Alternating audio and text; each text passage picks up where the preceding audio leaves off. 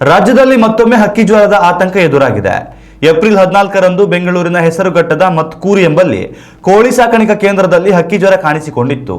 ಇದೀಗ ತುಮಕೂರು ಜಿಲ್ಲೆಯಲ್ಲಿಯೂ ಹಕ್ಕಿ ಜ್ವರದ ಪ್ರಕರಣ ವರದಿಯಾಗಿದ್ದು ಆತಂಕಕ್ಕೆ ಕಾರಣವಾಗಿದೆ. ಕೊತ್ತಿಗೆಹಳ್ಳಿ ಭಾಗದ ನವಿಲುಗಳಲ್ಲಿ H5N1 ಹಕ್ಕಿ ಜ್ವರದ ಸೋಂಕು ದೃಢಪಟ್ಟಿದೆ. ತುಮಕೂರು ಭಾಗದಲ್ಲಿ ಹಕ್ಕಿ ಜ್ವರದ ಸೋಂಕು ವರದಿಯಾಗುತ್ತಿದ್ದಂತೆಯೇ ಜಿಲ್ಲಾಡಳಿತ ಹೈ ಅಲರ್ಟ್ ಆಗಿದೆ.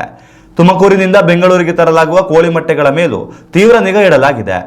ಹಕ್ಕಿ ಜ್ವರ ಸೋಂಕು ಇರುವ ಪ್ರದೇಶದ ಸುತ್ತಮುತ್ತಲಿನ 30 ಕಿಲೋಮೀಟರ್ ವ್ಯಾಪ್ತಿಯಲ್ಲಿರುವ ಕೋಳಿ ಸಾಕಾಣಿಕಾ ಕೇಂದ್ರಗಳಲ್ಲಿ ಪರಿಶೀಲನೆಗೆ ಅಧಿಕಾರಿಗಳು ಮುಂದಾಗಿದ್ದಾರೆ. ಕೊತ್ತಗೆಹಳ್ಳಿ ಭಾಗದಲ್ಲಿ ಪಕ್ಷಿಗಳ ಮಲ ಸಂಗ್ರಹಿಸಲಾಗಿದ್ದು ಇವುಗಳನ್ನು ಪ್ರಯೋಗಾಲಯಕ್ಕೆ ರವಾನೆ ಮಾಡಲಾಗಿದೆ. ತುಮಕೂರು ಜಿಲ್ಲಾಡಳಿತ ಹಕ್ಕಿ ಜ್ವರ ನಿಯಂತ್ರಣಕ್ಕೆ ತುರ್ತು ಸಭೆ ನಡೆಸಿದ್ದು ಹಲವು ಮಹತ್ವದ ಕ್ರಮ ಕೈಗೊಳ್ಳುವ ಬಗ್ಗೆ ಚರ್ಚೆ ನಡೆಸಿದೆ. ಹಕ್ಕಿಗಳಲ್ಲಿ ಕಂಡುಬರುವ H5N1 ಸೋಂಕು ಪ್ರಾಣಿಗಳು ಸೇರಿದಂತೆ ಮನುಷ್ಯನಿಗೆ ಹರಡಿದ್ದಲ್ಲಿ ತೀವ್ರ ಉಸಿರಾಟದ ಸಮಸ್ಯೆ ಎದುರಾಗಲಿದ್ದು ಜ್ವರ ಹಾಗೂ ಉಸಿರಾಟದ ಸಮಸ್ಯೆ ಕಂಡು ಬಂದಲ್ಲಿ ಶೀಘ್ರ ವೈದ್ಯರನ್ನು ಭೇಟಿ ಮಾಡುವಂತೆ ಜಿಲ್ಲಾಡಳಿತ ಸಾರ್ವಜನಿಕರಲ್ಲಿ ಮನವಿ ಮಾಡಿದೆ. ಉತ್ತಮ ಸಂಸ್ಕಾರಯುತ ಶಿಕ್ಷಣದೊಂದಿಗೆ VSS English medium CBSE school Udupi Muddur. ನರ್ಸರಿಯಿಂದ 10ನೇ ತರಗತಿವರೆಗೆ ಶಿಕ್ಷಣದ ಜೊತೆಗೆ 5ರಿಂದ 10ನೇ ತರಗತಿವರೆಗಿನ ವಿದ್ಯಾರ್ಥಿನಿಯರಿಗೆ ಉತ್ತಮ ಹಾಸ್ಟೆಲ್ ಸೌಲಭ್ಯವೂ ಇದೆ. ನಿಮ್ಮ ಮಕ್ಕಳ ಪ್ರವೇಶಾತಿಗಾಗಿ ಈ ಸಂಖ್ಯೆಗೆ ಕರೆ ಮಾಡಿ.